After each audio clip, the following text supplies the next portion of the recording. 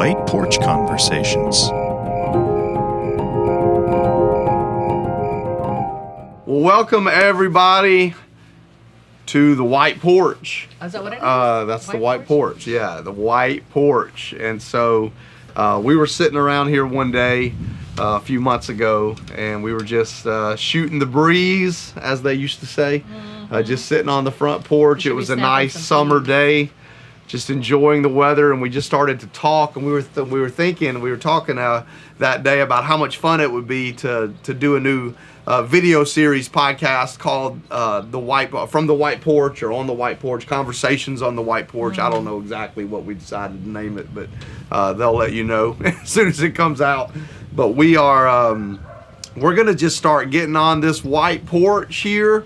This is Myrtle's house, so there are a lot of conversations that happen. Yeah, there are a lot of conversations that happen on this white porch. I'm sure, as the old saying goes, if these walls could talk, something should not be recorded. Yes, exactly. But we're going to start having some conversations here, and we're going to try to just make a casual, fun, interactive opportunity. There are going to be weeks where you actually get to hear stories from people.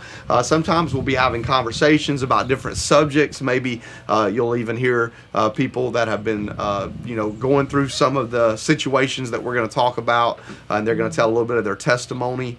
But yeah, we're excited, man, to start this new year and try to do this. We're still not sure how this is gonna come across from a production standpoint. We're still working out the kinks of it. Yeah, Aaron's working on the audio right now, trying to figure out if you can even hear us. So please let us know as you're watching how you enjoy it. Let us know what we can do to make this experience more pleasurable for you and your ears. And we hope that you'll engage this every week with us and just be a part of these conversations. And again, if there's a subject matter that you would like to talk about, let us know so that we can make sure that we talk about some of those things. But we're going to try to keep this real fun and casual.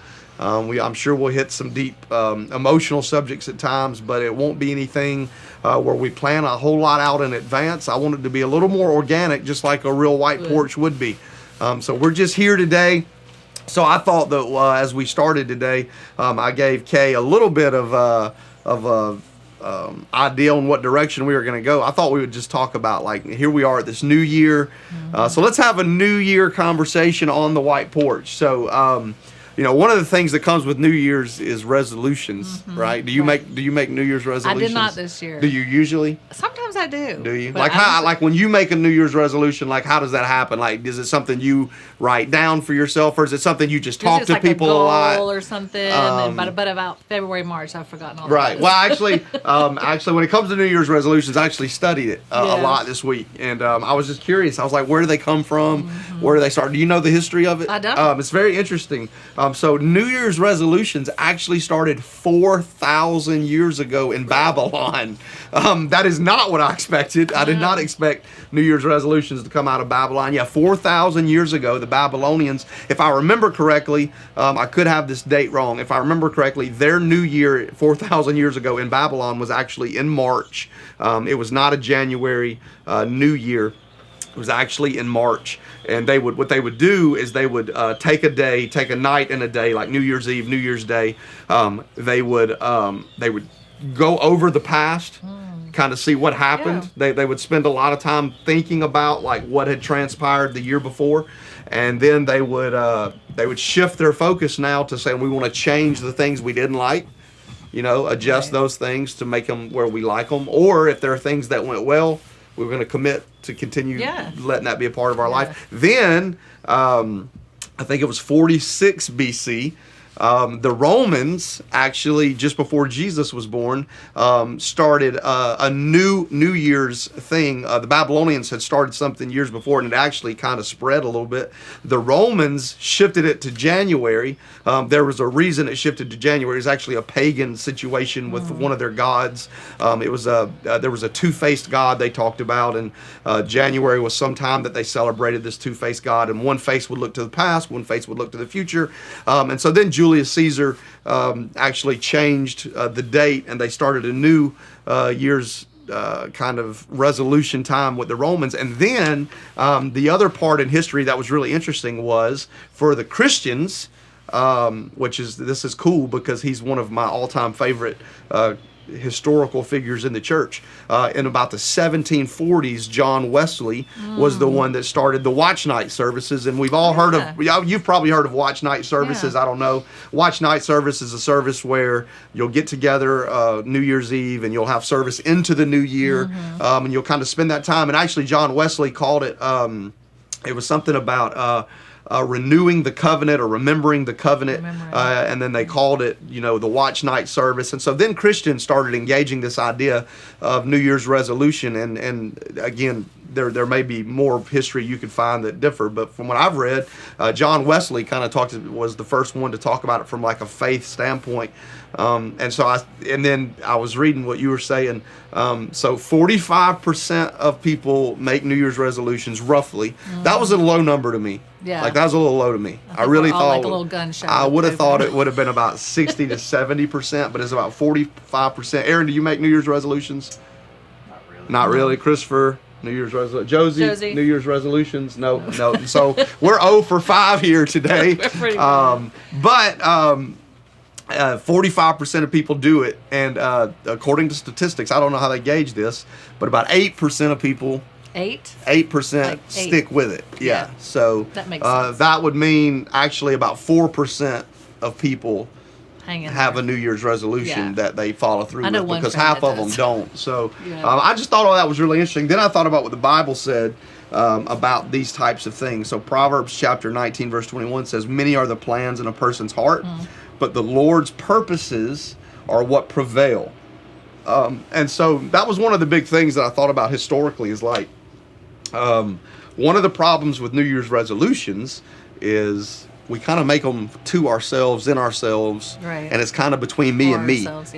And Solomon here tells us that you can have all the plans you want, but it's the Lord's purposes that prevail. Those are the things that we need to seek. So what we have to do is we have to try to figure out how to bring those desires of our life to bring improvement, and what God is doing, what God is saying, we got to let those two things be married. So what I've told Kay is just kind of let us know as you come into this new year. It's not necessarily a resolution. I just wanted to go through that history because that's that's a part of the concept of what we do at the beginning of the year. But instead of looking at it as a resolution, let's look at it and just like what's the Lord kind of saying to me as we start this new year, and how we need to operate. And I kind of just told Kay to maybe come up with a word or a phrase or whatever, and I don't know what has come to your mind. I don't know, but when you were talking about one of the where they were looking back like over the year, it made me think how, to me, it's more like examining what the last year was like. And I heard somebody suggest, we all have our technology, is to go back in your phone and go back and look at the pictures for the last year. Like go back, and it reminds you of what you've done, where you've been through, and just kind of examine that. What am I proud of? Where was God in it? Where was He not in it? And going forward, what do I want to see different? And I thought that was a pretty good suggestion. Because when you go through your pictures, it's like, oh, I remember I had forgotten this. Yeah. Like we forget our resolutions so fast. But that was just kind of to definitely go back before we go forward, to look at that before we go forward. Yeah, that's good. I'm kind of like you. I've just been hearing a lot about, like, what's the desires of your heart for this year? Yeah. Like, what do you want? It was Bartimaeus, I think I was kind of sharing with you about, blind Bartimaeus, he called him out, and what did he say to him? What do you want me to do for you? And it kind of in my heart, it's like, what do you want me to do for you this year? You have this whole year in front of you, and where do you want me to show up? And so I've been really, like, looking back to look forward and see, what is my heart's desire, and what do I want him to do in it? So, yeah, it's hard to. It's funny because you said before we started, what are the chances that a big truck? We're on the smallest road in all of Lincolnton, literally the smallest road in Lincolnton. And Kay said before we started, she said, "What are the odds that a big truck is going to ride down this little road?" I said, "Probably pretty good." And so, sure enough, we've already seen a self-fulfilling prophecy is what they call it, a self-fulfilling prophecy. But anyway, yeah, I do think that when it comes to looking ahead, that looking back is a key part in that, because what has been tells us a lot, and it doesn't tell us everything, for sure. There's no doubt that I can't live off of what is behind me, because what is behind me does not necessarily mean that it will continue to be the same moving forward, but it is good to evaluate, to look at, to see, okay, what things were there the year before, and you know, how these things played out in my life, and is this something that, you know, I want to continue in? Right. Is there steps I could take to make a difference? Yeah. Yeah. Yeah. Sure. So looking back is definitely a big part of that. So, is there any like phrase or anything that you're thinking about yourself, or a word? I don't, like I told you, I don't know if it's big or profound, but for me, for this year, I feel like the Lord has really just kind of grabbed me by the arm and said, you know, let me love you this year. And I think for a lot of us, that just feels like counterintuitive. You know, I'm here to love everybody else, but I think for him this year, he just really wants me to lean into that relationship and lean into letting him love me. So I don't know if that strikes a chord with him. Yeah. You know, because I have not typically, looking back, had that habit. Yeah. Had that goal or paid attention to it. Yeah, we did a series a couple of years, maybe 3 or 4 years ago, on in April, I remember. It was called Beloved. And we were using the word beloved as one word, but I was talking about how hard it is sometimes for us just to be loved. Like, that's one of the hardest things that we do, is just find time to be loved. Because it sounds very self-centered out in culture. It does. Yeah. What about, got any big tattoo plans this year? Anything like that? Yeah. Christopher? Because I've been hearing this for years. So I've been hearing about it for years. Randy. So we'll have to see what happens there. Well, I had a word that came to my heart, that I want to just say that, man, as a pastor, as a preacher, as a teacher, as someone that talks to people, and I don't know how much influence or weight my voice ever really carries, but you always worry about, you know, what you're going to say, and you want to make sure that what you're going to say is right and all of this stuff. And man, I really, really, really prayed about this, and I just had one word that kept coming back over and over and over. And I don't think that it's my flesh. I do believe that it is the Spirit just speaking this over me, and maybe it's something that someone else here maybe needs to hear. But the word that I feel, that I hear for myself, and I'm hoping this is something that is much bigger than me. I believe it's something much bigger than me. I don't think that this is a rhema word for John in this season. I think that this is more of a rhema word for just people to understand. But it's the word harvest, and I wrote it down, and I did a lot of praying and thinking about the word harvest. The Bible says, and I've actually preached about this. This is after the flood with Noah, and Noah gets this covenant with God, and God starts this conversation out in Genesis 8 by letting him know that, you know, that he's not going to bring destruction back to the people, so that they would have that promise. And so we know that part of the story. But then after he talks about not bringing destruction back to the earth, he says in verse 22 to Noah, God says, as long as the earth endures, seed time and harvest, cold and heat, summer and winter, day and night will never cease. And man, you know, for me, I've just been thinking about how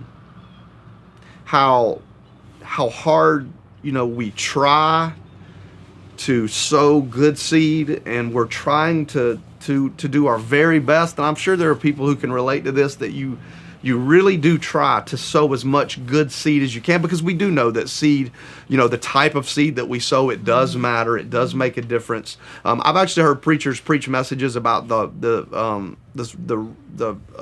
sowing and reaping season in the kingdom not actually being a thing anymore, and that there's a new system in place in the kingdom. I think I see the sowing and reaping theme all through the New Testament, and so I'm a believer in the sowing and reaping principle of the kingdom of God for sure. I've just been thinking about, man, how much have we tried? One thing that I do believe with all of my heart, I do believe that the New Testament teaches us that God judges us according to our hearts. I believe that there are a lot of times where we miss it, where we don't hit a home run every time, we strike out sometimes, but our hearts are in the right place and we are trying to sow the right seed. We are trying to do the right thing. Exactly. I do believe that God judges people by the heart. And so I think that even in moments, over the last year, 2 years, whatever, I just look at myself and I don't see the harvest that I wanted to see. And I don't even see all the seed I wanted to see that I wanted to sow, but I see a heart that wanted to do it right. And I just feel like the Lord is saying to me that it's harvest time, like you've been sowing. We have to understand that every season that we're in, it really does matter. So like we're in a winter season right now. As you can see, it's like Twilight Zone here, right? We're on the porch. It's still Christmas where we are. And I don't know where you are, but it's still Christmas here. We're out here with the Christmas decoration. Yeah, it's cold. It's windy. You can see that the trees are bare, and you can see that the grass is brown, and there are leaves all over the ground from where they've fallen. And you can just see this idea of dormant season. It says, there will be a seed season and a harvest season. There'll be a cold season and a hot season. There'll be a dark season and a light season. Around 5:30 today, there's a system in place. There's a season that takes place where there's going to be a time at about 5:30 where the sun goes down. At about 7:30 in the morning, the sun is going to come back up. These are just the things. And so these seasons that we find ourselves in, I believe, are something that, according to Genesis 8, are things that will never cease as long as the earth endures. That's what it says. As long as the earth endures, these things will never cease. And so I think for me, I can look and I can see where I have been in some of these seasons. I've been in a seed season. And sometimes seed seasons are really frustrating because we're trying to sow seed, but we're not seeing the fruit of that seed because those systems have processes. And we have to understand that. And I know that I'm talking more on a natural level, but I do think all of this flows over into the spiritual principles that we live by, that these seeds that we sow, they do have processes. We do have to let those processes take their place and develop and do what they need to do. I used to tell people all the time, if I were to plant a seed here, I wouldn't dig it up every day and check on it because it'll never take root. I've got to trust it. And when you put it in the ground, it's going to be covered up. It's not going to be seen. It's not going to be recognized. Whatever's happening is all happening in the unseen. But I have to trust God that, hey, that He's going to bring the rain. He's going to bring the nourishment to the seed that I've planted. That's what the Bible tells us we do. We trust Him on that part of it. So I believe we have been in a seed season. I believe that we have been in a cold season. Cold season being what? Cold seasons are, like, you look around, they're dormant. Sometimes they look very bare, but it's not because the things are dead. It's the season that they're in, and they are rejuvenating. They are being re-strengthened exactly on the inside. So that's the season that we're in. And then, that cold season brings that dormant season. It does. It brings that season that's cold. The sun goes down. So this season that we've been in, we just have to understand that it does matter. And I just want to just say that, man, I just feel like harvest time. Like, man, whoever needs that, I just want you to receive it, because I've been really praying about this, trying to figure out, okay, what's the word that you've been given to me is harvest. And the Bible says when it comes to the harvest, what does it teach us? It teaches us that the harvest is plentiful, but the workers are few. And so what it takes is people who are willing to go take hold of the harvest. So the question then becomes not, is it a harvest season, but am I willing now to take hold of the harvest and believe for, stand in, celebrate and be faithful and a good steward with the harvest that God gives me. And to go out and pick the exactly. corn and pick the Yeah. cotton and Exactly. do the work out in the field. Exactly. You know, just a Amen. few weeks ago, it was crazy. Just a few weeks ago, me and Brandy and Josie, we went down to the football game down in South Georgia, and Josie had never seen cotton field. I hadn't thought about that. I hadn't thought about maybe Josie had never seen a cotton field, and it was just amazing how we went by, and there was just white everywhere. It was just, it was a big harvest of cotton. And we actually let Josie, we pulled over on the side of the road, and I was like, well, go pick a piece. So I don't know if that's illegal. Now it's public. You can pick 'em up but in Josie the did it. It wasn't me. So if anybody gets in trouble, it'll be, she picked 2 of them. Yeah. But she did. She went out into the field, and, you know, she was able to take hold of that thing. You know, it wasn't enough. And I was just reading a book about they were harvesting cotton or whatever you call it, picking cotton, I guess, and how hard it is on your hands. Yeah. And how you get wounds and, you know, all that, and you build calluses up as you're out there picking that cotton. And that's so I don't really know, good. Is that a word? Or That's something? really good, because what I remember, I don't know if you guys had farms or stuff. We did with my grandmother growing up, but when we moved to Greenwood, South Carolina for a little while, and we lived at a children's home where my parents worked, and they had their own self-sufficient farm. And so I worked for the farm. I've talked about this sometimes. I made 75 cents an hour, and I worked an hour and a half a day. It made a big whopping like $15 2-week check. 7-Eleven money. It was crazy. But I worked for the farm there, and my grandma, in all the years that we had ever worked in the gardens, and I helped her as a kid all my life growing up, and still love going around her and stuff when she's like shucking corn and stuff. And but I remember picking okra for the first time. Have you ever picked okra? Oh, yeah. It's the worst. It's the worst. It is the worst. It is Yes. the worst. Oh, yeah. And I remember thinking, man, I've loved okra for all my life. To go to get you Exactly. And I never knew what anybody had to go through. Man, we could preach this right here. Yeah. Now, that's a really good word that you just brought Yeah. up, that, hey, you know, sometimes even the harvest can be very painful. But if you wait too long to pick that okra, it's not any good. I mean, That's there's exactly that. right. It's just like yeah, a pea pod. it will. Like a It'll seed shrivel pod. up. Seed pod. It'll shrivel up. No, that is a great word, man. That if there's a harvest available, it doesn't mean that picking that harvest or reaping that harvest is even going to come easy. It could be very painful. It could be very difficult. I remember the first time I did the okra, I didn't have gloves on or anything because nobody told me that okra had like little prickly things on it. And I mean, it was like I had been rolling around in fiberglass. That's what I felt. That's the way I felt. I mean, it was just all in my hands and stuff. And so, you have to understand that sometimes there's even pain in the harvest. And you also have to understand that, you know, you need to be prepared with the right tools to pick that harvest. Amen. Wear your gloves. Yeah, there you go. So, man, that's a good Take the word, word that with there you. could be pain in the harvest. So, Yeah. you know, so that's, the word harvest can be very encouraging, but we also have to understand there still comes a little bit of something with it. Or be that may not encouraged be. that it may be hard. Exactly. So there you go. Yeah. Be encouraged. And be encouraged that it's going to be worth whatever Yes. you go through. Yes. Okra's delicious. Yeah, I never looked at okra the same. I never did. And now when I eat it, like I eat a lot of pickled okra. Like I love, especially from like Soap Creek Market and stuff. I'll buy that spicy pickled Shameless okra. plug. Yeah, shameless plug. There you go. You can We can't send keep it in stock already. Send us a donation to our Patreon, please. And so now when I eat it, I really do. I'm very mindful of it. Definitely. I'm very mindful of it, and it's like that with a lot of things. Like when we went to, I think I was in Honduras the first time I saw a cashew tree, and I love cashews. And I used to complain about how expensive cashews were.